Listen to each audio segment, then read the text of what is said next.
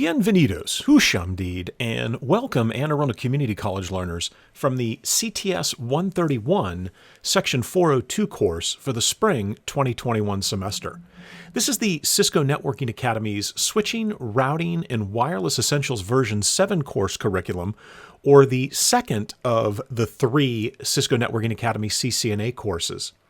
In this packet tracer tutorial and activity, we're going to be taking a look at our final packet tracer activity for the course, and that is packet tracer activity 16.3.1, where you're now going to pull together all of your knowledge that you've accumulated throughout the semester in order to troubleshoot static and default routing issues. So let's go ahead and dive in and take a look at the topology as it is set up. And so here is the topology we're going to be working with. I've already got all of the key device component CLI or web interfaces opened up here. And here is our addressing table over to the right-hand side. Now we've got IPv4, static and default routing issues, IPv6, routing issues, and we're going to have to do some configuration. So newly hired network engineers attempting to pre-configure a simple topology that will be delivered to a customer. Technician has not been able to establish connectivity between the 3 LANs. We're going to troubleshoot the topology and verify connectivity between the hosts on the 3 LANs. Now, you can see here that they've got this little chart that would be filled out where you can put in the location of the issue in terms of, is it router 1? Is it PC 2? Is it router 3? What that problem is, and then what your solution is going to be. And so I'm simply going to tackle this in a follow the path approach. In other words, I'm going to start over here on PC 1, and I'll pull the addressing table up. This is going to be key to have available. So if I'm on PC 1, the first thing I'm going to do is I'm going to check to see, does PC 1 have the correct IP address configuration for IPv4 and IPv6? So we take a look at PC 1, 172, and it just simply says here NIC for our interface. But you can see that the address is over here, 172.31.1.126. It's a /25. So we take a quick look at the subnet mask, and yes, that would be a /25. That first high order bit in the 4th octet has been borrowed from being a host bit. It's been borrowed to become a network bit. And so that value position is 128. And then we've got our default gateway setting here, which looks like it is probably correct. And again, we'll validate this as we work our way through. No DNS server, and that's fine. We take a look at the IPv6 addressing information, 2001 DB8:1:126/64. And there's a pretty good possibility that that is going to be correct as well. Now, we can test those values. So let's simply see, can I ping FE80::1?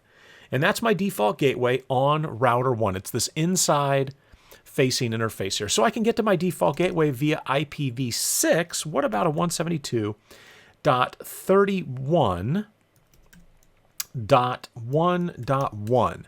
And can I hit the default gateway via IPv4? Now, another thing we could have done, we could have pulled the router up here and said, hey, show IP interface brief. What is the IP address on that interface? And yeah, there it is. It matches up. And what about a show IPv6 interface brief?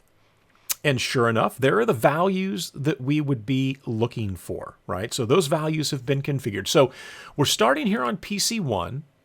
I can get to my default gateway, which is router 1. Let's see if I can go beyond that. So now let me go ahead and try to get to PC 2, right? So let's shoot for the stars over here. We're going to shoot for PC 2, and I'm going to say ping 172.31.0.254, an odd IP for PC 2 as packet tracer activities go. So 172.30.1.254, and that is PC 2's IP address. Now, what we could also do while we're waiting to see if this is going to work, let's validate PC2. Is that in fact PC2's IP address? So 172.31.0.254, it is a /24, so they made it easy for us to look at that. And then there's the default gateway, and that looks good. We look at the static IPv6 addressing information, :/254/64, and you can see here the default gateway is set to FE80::1. Now it'll be interesting to see if that's the case or if it's FE80::2. But again, let's come back over here and we can see that this is timed out.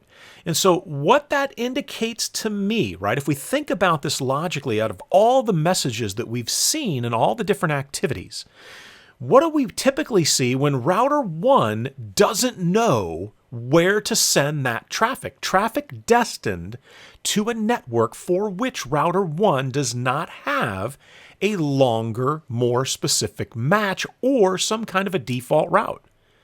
That's right, we would typically get back a destination unreachable, and it would be coming from 172.31.1.1. We would see that message come back, right? We would get a reply back. It wouldn't say this, right? But it would say reply from 172.31.1.1, destination unreachable. That's router 1 telling us, hey, I'm getting your packets, but I got to tell you, I have no idea how to get to where it is that packet is trying to go. The destination IPv4 address, I don't know how to get there. And so let's come over here to router 1 and let's see if we can validate that, right? Let's say show IP route. And let's take a look here. Well, lo and behold, there is a static default route. And it says it's going to go to via 172, and what this via means is my next hop, or who I am sending this traffic to, is the 172.31.1.195. Well, let's take a quick look here, right? We can see the subnet that we're working with, 172.31.1.192/30, and what that would mean is we remember with a /30, we've got two usable IP addresses, and that would be 193 and 194 with the broadcast address being 195. In fact, if I come take a look over here at the IP addresses on the router interfaces, I don't see a 172.31.1.195, right? So we have the static default route, but it appears that it could possibly be sending it to the wrong IP. It's got the wrong next hop IP address configured. If I said show run include route, holy Toledo, you can see we've got a lot of IPv6 routes here, right? But we've got a static default IPv4 route. So let's go ahead and take a look. Let's say show IP interface brief. And as you can see, there is the serial 000 interface IP. And it ends in 194. Let's come over to router 2, and let's take a look at router 2's IP addresses. We'll say show IP interface brief. And as you can see, there is no 195. In fact, we can quickly check to see that, in fact, this is serial 000. If I hover over it, typically, and you've got to love it when a plan comes together, typically Packet Tracer is going to show you those interfaces. And you can see it is serial 000. So if I click back onto the router and we look at serial 000, is its IP address 172.31.1.195? And it is not. And so what that tells us, excuse me, is that we have a static default route configured. However, it's pointing to the wrong next hop IP. So what are we going to do? Well, let's get in here and we're going to say no IP route quad zeros, and then we're going to put in 172.31.1.195, right? Because we're saying no, we're removing that route, and we're going to put the right route in here. So let's say, IP route quad zeros, and then 172.30. And in fact, if I do a question mark here, what we could say is I could say serial 000, right? And this comes back to the conversation that we had last Monday, which is in terms of PC1, how many exit points does PC1 have to get to everybody else? 1, this serial interface is the only interface that will take traffic from the LAN 1 segment here and get it to these other LAN segments. And so this is a great use case for a single static default route that we basically say, if I'm receiving IPv4 traffic that's coming inbound to this router and I don't have a longer, more specific match for that traffic, and to be honest, we don't need one. Even if I had longer, more specific matches, they would all point out that interface to this next hop IP. And again, there's multiple ways we could do this. I could use the outgoing interface for a static route configuration. I could use the next hop IP address for the static route configuration, which was how it was originally configured here, albeit incorrectly. And finally, I could use the fully qualified, which is both the outgoing interface and the next hop IP. However, back to the point of using a default route here on router 1. That makes the most sense because in this use case here, router 1 has a single path out of the, to get traffic out of that network. All traffic that's going to go somewhere other than LAN 1 has to go out that serial interface. And if there's only one way to go, then we do a static default route. So let's clear the screen here. And we're going to see, right, Packet Tracer can be a little finicky. We're going to see if it will take the outgoing interface. And we might even see that error message, hey, if this is not a point-to-point interface, it may impact performance. And let's see if we see that. And we do. It says default route without gateway, if not point-to-point interface, may impact performance. Now, more importantly, we did not receive any points for that. So it looks like Packet Tracer is going to be looking for the following: quad zeros, and 172.31.1.193. And that is the IP address of the interface on router 2, the next hop IP.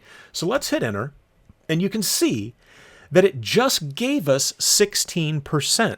Now, my only issue with this solution is that this probably would have been the better solution with just the outgoing interface because it is a point-to-point interface. It's the only outgoing interface on that router. So I would argue that I kind of like the outgoing interface as a better solution than the next hop IP. Again, both will work, but this would have been sufficient. Okay, so we picked up 16% there, right? So now we've got the correct next hop IP address in our IPv4 configuration. Let's see, again, let's follow the problem, right? So we check PC1, we can get to router 1. We've now fixed the problem on router 1. Let's see, can I get up to PC2 now? Now that we've fixed the default static or the static default route here on router 1, which is now getting the traffic up here to router 2. And so as you can see, when those pings are going, you see the flashing up here, right?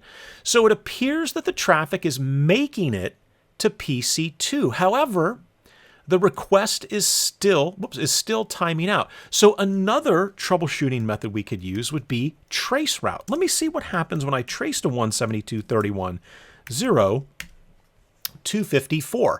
I make it to my default gateway at 172.31.1.1, but then I'm not getting anything back, right? Nothing is coming back. So we know that our default static here gets us to router 2. So it appears that we might have an issue on router 2. And the guess might be that we can get up here to router 2, but does router 2 know how to get back to us? And to check that out, we need to come on to router 2 here, and let's say show IP route. Now, excuse me, when we take a look at router 2, the question is, do you see a route here? Is there a route in the routing table that tells us that, hey, to get to this network segment, the 172.31.1.0/25. So let's come down and take a look here. And you could also say, we'd look at the routing table, but let's see, show IP route, I'm sorry, not show IP route, show run, include IP route. We can also get a quick peek at the different static routes that have been configured. So when I look in here, so here's a static, right? So I see the static, but then via, right? Which avenue, which path, which next hop IP would router 2 send traffic that's destined to the 172.31.1.31.10/25 network, that's LAN 1. Router 2, when it receives that traffic, is going to send it to the 172.31.1.198. Well, that's interesting because, if you look at your addressing table over here, you can see that that's an interface on router 3, right? And so it looks like we might have the same problem where router 2 is sending the traffic for LAN 1 out the wrong interface to the wrong next hop IP. And again, packet tracer's nice, right? We've got this visual here. So let me do a Control C. If I was to ping again, if that's the case, we should see some blinking here. And take a look at that. You see that? We see the blinking here, right? So it kind of gives us the impression that that's what's happening, is that traffic is getting sent here to router 3. And then what is router 3 going to do with traffic that it receives that's destined to the 172.31.1.0/25? Well, here's what's interesting. It's got a static route. It's got a static route, highlighted the wrong one there. That says, hey, if I get traffic, but this is for the /28, right? So if the IP fell in that range, it's going to send it back to serial 001. And serial 001 goes back up to router 2. So here's what's happening with that traffic. It's coming from PC1 to router 1. We fixed router 1 and it sends it to router 2. But router 2 says, if I am receiving traffic that's destined to, the 172.31.0.024, I'm sorry, and for the return. So it's getting here, and then the traffic comes back this way, and router 2 says, hey, I need to get back to the 172.31.1.0/25, send it out that interface. And then router 3 gets it and says, yep, I send it out this interface. And then router 2 gets it and says, I send it out that interface. And you can see what's happening here, right? And then we've got our IPMTU that ultimately will save the day at 255 hops, right? But we don't want that. We want the issue to be resolved so that it works. It does what it's supposed to do. And so it looks like we have the same issue here, right? All the way up to right there, everything is correct. Oops, sorry, I should say, yeah, oh, that's true. Right up to right here, everything is correct, but we're sending it out to the .198 next hop, which is router 3. It needs to come back here to router 1. And remember, we looked at router 1. It should be 194. So let's make that change. Let's get into global config. And again, we're going to remove the bogus route. So 172.31.1.0. 255, 255, 255, 128, and then 172.31.1.198. So we remove the bogus route. Now, I'm going to recall that command because, hey, and let's double check that. I just forgot. Yeah, 194 is the serial 000 interface IP. And then I'm just going to slide all the way back here because the only thing wrong was the value in the 4th octet of the next hop IP. So that definitely saved me some typing. So now we should see the completion percentage jump up. And there it is. It goes to 32. And we now have the correct return path for that traffic. So now let's come back over here to PC1 and let's go ahead and ping. And take a look at that. Traffic that gets up here to router 2 that is then forwarded to PC2, and that was working before we applied our fix. That traffic, those ICMP echo replies, now come back to router 2, and router 2 says, hey, the destination IP is or I should say the destination network or IP is going to be the 172.31.10, in our case, .126 for PC1.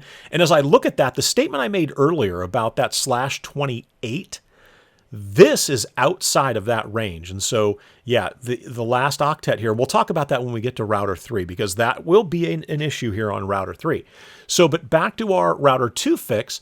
Now router 2 knows to send that traffic back down here to router 1, to a network to which router 1 is directly connected. And so router 1 then knows to get that traffic over here to PC1. And so again, I'm going to do IPv4 first, and then we'll do IPv6. So that is working. So now let's take our next logical step. Here I am on PC1. Can I ping the 172.31, and I kind of alluded to this earlier, 190. Can I ping server? I think I was saying PC3, but can I ping server? And let's see what happens here.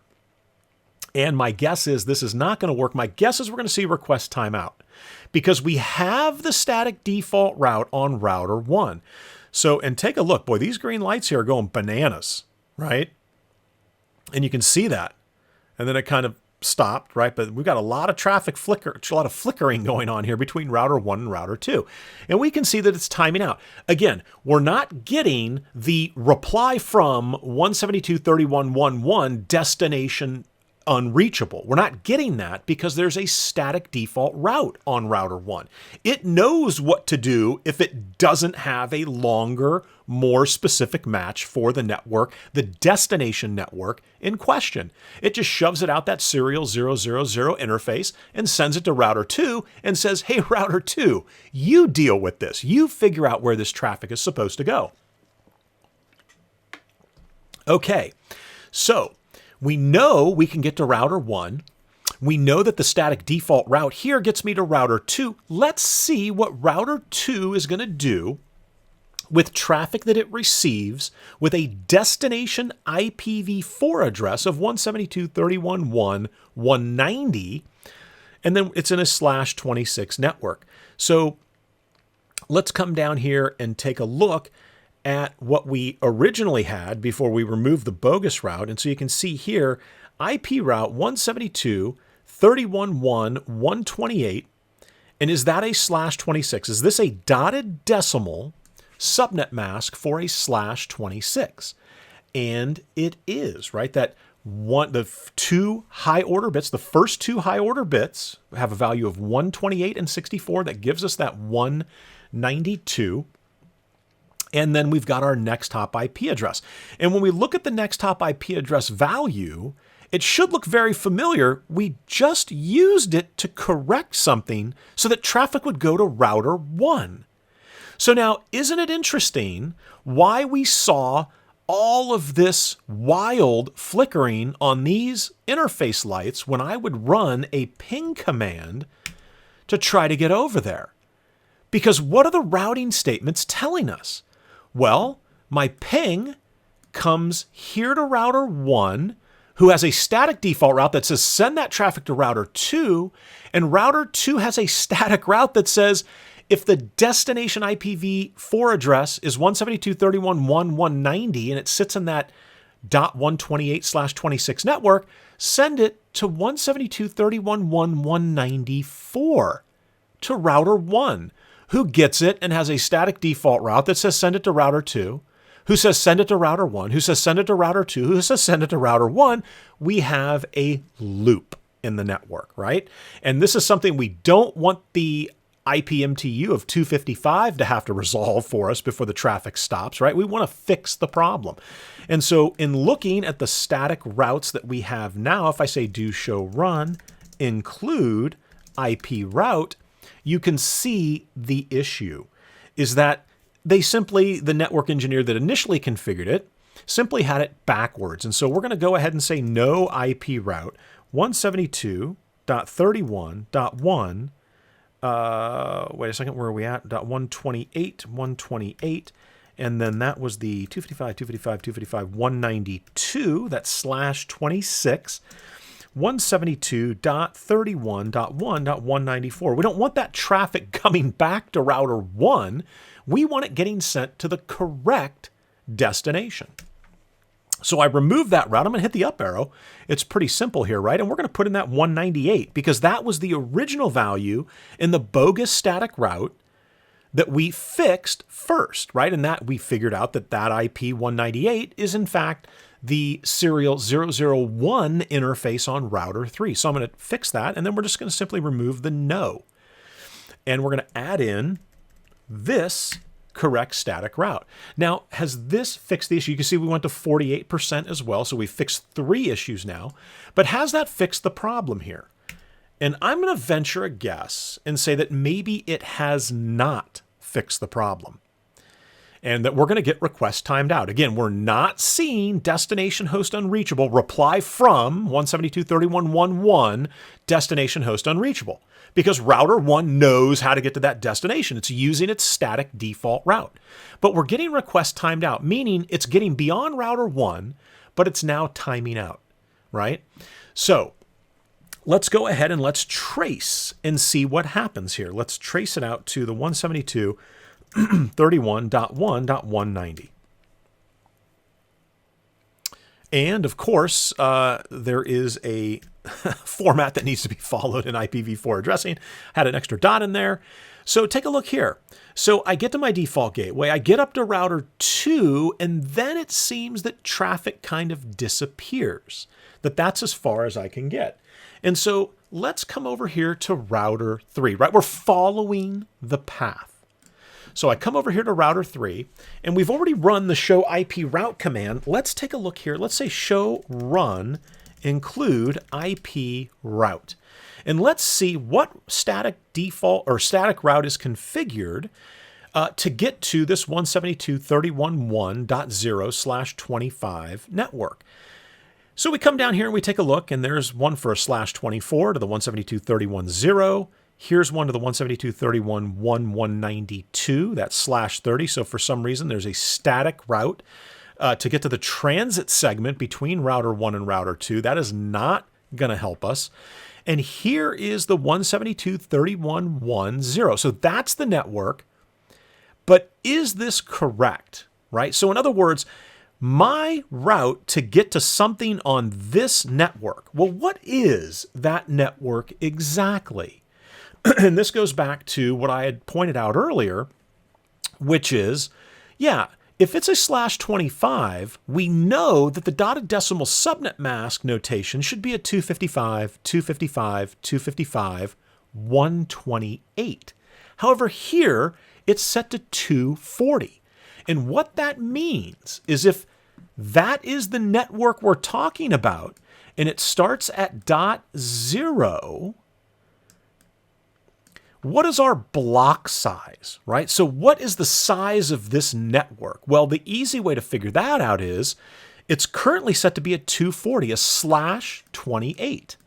And the question is going to become, is this IP address in this /28 network? Well, if it's a 28, we've borrowed the first 4 high order bits. These are the high order bits. And then we've got 4 low order bits, right? And so that's my /28. Well, what that would mean in terms of me trying to figure the block size out is what is the number of remaining host bits? Well, it's 4. Well, the block size is simply 2 to the number of remaining host bits. And that is going to give me what? 2 times 2 times 2 times 2 should be 16, because 2 to the 5 is 32, 2 to the 4 is 16, 2 to the 3 is 8. So if the block size is 16, that means the next network, after I have created that /28, the next network would start at .16. So that means that my broadcast address in here is .15. And do you see the problem? The usable IPs are from .1 to .14. So when that ping or that trace route or any traffic that shows up here trying to get to the server, right? And actually, let me be a little more specific here. That shows up here trying to get to the server, when the server goes to respond, And the destination IP address is now 172.31.1.126. When that packet arrives at router 3 says, well, I have this route, I've got a static route. However, these are the IP addresses for which that route is valid. That route is too, or I should say, that network is too small. It doesn't encompass this IP address. And therefore, the traffic will get dropped at router 3. Because as you can see, router 3 does not have a static default route. In other words, router 3 can only make its routing decisions based on the specific routing information it has in the routing table at this time. And it does not have a specific, accurate match for traffic that shows up on this interface here to this router to get to that destination IP address, because that destination IP does not fall within the current subnet here. Now, there's a couple ways we could fix this, right? Now, I know what Packet Tracer wants us to do. It's going to want us to remove that static default route. I'm sorry, that static route, correction there, not a static default. It's going to want us to remove that static route. However, how else could we fix this? What other approaches could we take? I could do a host route. I could do a /32 route that points directly to that exact IP address. That would fix the issue. In fact, let's see if that would work. Now, again, we're not going to see points for this. I can almost guarantee that is not what's being looked for here. But if I was to say IP route 172.31.1.126 and do a and do an all 255s, again, this is referred to as a host route. So it's specifically a route to get to that individual host and then send it out I could send it out the serial 001 interface. You can see here they're using the outgoing interface, right? So I could say that. Now, again, we don't get any points for that, but let's see. Oh, and look what happened. Did you see what happened at the very end there? This was running and failing until I dropped in that host route, and then boom, it worked. But let's rerun that command, right? Because you might not believe me. You might say, well, wait a second, screen kind of bumped and moved. It could have happened. So there we go. The trace route works. What about the ping over to the 172.31.1.190? If I can trace route over there, very good chance, because again, we're not dealing with ACLs here, very good chance that I can get over there. And take a look at that. The host route solved the problem. But the host route is not going to get me points. And realistically, we've got a bogus static route in there. That is not a legit route. Right? That does not point to any network that we have configured in this topology, right? It is not what we're looking for. And again, to not fix a problem and then to compound it by just adding in another entry that might not make sense. If someone following you came and looked at this, they might be saying, okay, well, why does he have a static into the /28, but he doesn't have, then he adds in this longer, more specific, this host route. Why is he doing that? Why would you not just fix that /28? Why not make that correct? And ultimately, what would be the optimal solution to this problem? Yeah, you got it. The optimal solution to this problem is a static default route. And you might be saying, well, wait, but these are correct. Why would you do that?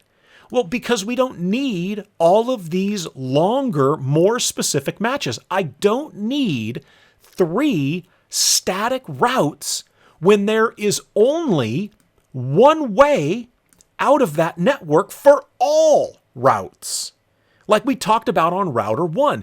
This is begging for a static default route because there is no decision to be made on router 3 as to which of the 50 interfaces, the outgoing interfaces, would I pick to get to route X. Router 3 doesn't have that luxury. Router 3 has a single decision to make, and that is, Where am I sending my traffic? Yeah, it's got to go out that interface if I don't have a longer, more specific match. But again, even if it has longer, more specific matches, there is only one way to get off of this LAN 3 segment, and that is out that serial 001 interface. So we looked at the issue, right? What's the problem? We've got a bogus static route here. I could put a /32 host route in, that would fix the problem. Or I could fix that static route by reflecting the proper subnet mask and data decimal notation. That's solution number 2. And that's a good solution, but the best, the optimal solution is a static default route, because router 3 can only go one way to get off LAN 3. And that would be the ultimate solution. However, packet tracer being packet tracer, and this activity being what it is, my guess is we're looking for the following. No IP route 172.31.1.0. We'll put that 28, that /28 subnet mask and dotted decimal notation here. And we're going to get rid of the bogus static route. Now, I will be delightfully surprised if what they're looking for is a static default route. Because again, this is the use case for that static default route. And let's go ahead and put in the right static route, not the static default, but the right static route here for 172.31.1.0, and the right subnet mask that includes 126, that includes this IP over here, right? It's in the range of IPs for this 128 subnet, and we're going to go out the serial 001. And I'm spelling it out. I want to make sure we get the credit, and you can see it bumped us up to 64%. So we got the points for that. But again, do show run, include IP route. Do I need all 3 of those routes? All 3 of those very specific static routes? No. All I need is a single static default route on router 3. Now, router 2, that is not the case, right? Router 2 has decisions to make. It's got to know, or it has to know, hey, if I'm going to LAN 1, I'm going out this interface. If I'm going to LAN 3, I'm going to go out the other interface. So router 2 is not a not an optimal choice for a static default. It's going to need specific static routes for each of the LAN segments that we're looking at, LAN 1 and 3, from router 2's perspective. All right, so we've got that taken care of. So let's come up here to, let's come back to PC1, and let's see that, hey, look at that, the ping still works, because now the subnet mask length reflects a network in which the .126 from LAN 1, that PC1 IP, would reside. Now router 3 knows where to go. So I can get from PC1 to 2 and 3. Let's come up to PC2. Can I get to the 172.31.1.190? Can I get to PC3? And I can. And so that would mean that PC3 can probably get to 172.31.1.126. Because again, if we can ping from PC1 to the server, we better be able to ping the opposite direction.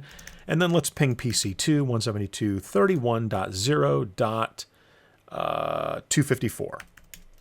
And that works. So it looks like the IPv4 information is good to go. So now let's come back over here to PC1 and let's do this. Can I ping 2001:DB8:, and we're going to try to ping PC2, right? And actually, let's ping router 1. Let's kind of follow the path here. Can I ping my default gateway, which would be, I think it's going to be 11DB8:1:1. And it is. And again, to check that, I just need to scroll back here. Whoops, sorry. And I guess we'll come back in and say show IPv6, interface brief. And just to validate, I can get to my default router. So if I can get to my default router, can I go beyond my default router? So let's ping PC2, which is going to be 2001:DB8: where are we at? PC2:3:254. Are we going to have any luck here? DB8:3:254. And usually the first thing I do, if it doesn't work, is I double check the IP, because IPv6 addresses are a little bit trickier, not just when you're typing them out, But when you're looking, I'm looking over here at the addressing table, then I'm looking back and I'm typing things in. So, all right. So I'm just double checking that 2001 DB8:3::254, and it doesn't work, right? So, but we don't get destination host unreachable. We get this request timeout. So let's come up here to router 2 let's come back to router 1 here and I keep hitting the wrong key there. And let's say show IPv6 route. So you can see we've got some static routes in there, and here is the static. And this looks good, right? To get to the 2001 DB8:3::/64, go out serial 000. In fact, we can still see that if I was to say, we see it again in a different format. If I said show run include IPv6 route. And there are all of my IPv6 static routes. Now, again, the question is, do I need all of these super specific IPv6 static routes that say, if you need to go to the 4, go out serial 00. If you need to go to the DB8:3, go here. :5, go here. No, they're all pointing to the exact same outgoing interface. The only interface on router 1. So we could throw in here a static IPv6 default route, just like we did for the IPv4 configuration on router 1. But again, let's take a look. We'll follow the activity, see what's going to happen here. Let's come up to router 2. And on router 2, it needs to have very specific information for its routes, right? So we'll come in here and we'll say show IPv6 route. So when the traffic shows up to router 2, trying to get over here to the router 2 LAN of DB8::4, well, it's directly connected to that, right? So we can see where's the directly connected one. And this is one of the things about IPv6. Here we go. So there's our directly connected entry. So there's no question that if the traffic gets to router 2 knows where to send that traffic. It's going to send it back over here to PC2 because it's directly connected to that network. So let's say show IPv6 interface brief. And here is, I'm sorry, I think I highlighted 4. It would be that, I think I highlighted 4 up here. It's actually the :3. There's the directly connected network, and it knows to send it out the gigabit Ethernet interface. Sorry, I was thinking 4, but it's 3. All right, so, and here, and in fact, that is the link local address on the router. It is FE80::1. Remember, I had commented early on that I thought it might be FE80::2 because it's router 2. That might have been the issue. That is not the issue. So PC2 is correctly configured with its default gateway of FE80::1 for that subnet, for that VLAN. So we take a look at router 2 and we say to ourselves, hey, the traffic is going to get here and 2 knows where to send it. The question is, does router 2 know how to get back to the LAN 1 segment? And that's what we're going to investigate right now. We're going to say show run include IPv6 route. Whoops, IPv6, boy, oh boy, IPv6 route. So do I have a static route that tells me how to get to the 2001 DB8:1:/64? And is it going to the correct next hop IP of 2001 DB8:2::194? And the answer is no. So we've got a typo right there, and let's validate this. What is that IPv6 address? Show IPv6 interface brief. What is that IPv6 address? Is it 2001 DB8:2::194? And it is. So our problem is we've got the right next hop IP. We've got the wrong route. We've got the wrong prefix here, right? We've got the wrong prefix. So let's get into global config and let's say no IPv6 route 2001:DB8:1::/64 and then 2001:DB8:2::194. And again, we've got, and I've got a typo in here somewhere. Where's my typo? Oh, so that was the correct route we were looking to remove. So that's the bogus route, right? So we've got that typo there. Now, how do we fix that? Well, let's pull this back up because that is the correct route that I accidentally typed in first, thinking ahead. That's the route we're looking for. Now, when I hit enter here, we should bump up 16 percentage points to 80. So that fixes the problem of router 2 sending, or I should say, not having a static IPv6 route for the LAN 1, for the LAN 1 subnet. That problem has now been resolved. So let's come back to PC1 and let's see what happens when we ping now. And take a look at that. Works like a champ, right? So I can get to PC2. So now from PC1, can I get over to 2001 DB8, I'm sorry, colon DB8 colon 5 colon 190? Can I get over to the server? And my guess is that this is probably not going to work. So we're getting the timeout. So again, let's follow the path. PC1 can get up here to PC2 and the traffic knows how to get back. When PC1 comes up here to to router 2, what is router 2 doing with traffic that has a destination IPv6 address of 2001 DB8 colon 5 colon 190? Well, let's take a look here. So IPv6 route 2001 DB8 colon 5 colon / 64. So we're good to here. And where is it going to send that traffic? Out which interface? It's going to send it out the 2001 DB8 colon 4 colon 198. So if we look over here real quick, we can see router 3 that's correct, right? So it is sending it to router 3, but it's not getting back, right? So let's come to router 3. So we can assume here that the traffic from PC1 comes up to router 2, down to router 3, to the server. The server sends it back to router 3, and router 3 says, okay, the destination IPv6 address is PC1's 2001 DB8 colon 1 colon 126. Let's see what router 3 has in terms of IPv6 routing information here. So let's say do show run include IPv6 route. And when we look at that, we can pretty quickly see that there is one no IPv6 static default route, and there is no static IPv6 route to get back to the 2001 DB8 colon 1 colon / 64. So that is what we're missing here. And so let's add in that static IPv6 route. So IPv6 route to get to the 2001 colon DB8 colon 1 colon / 64. I'm going to go out serial 001.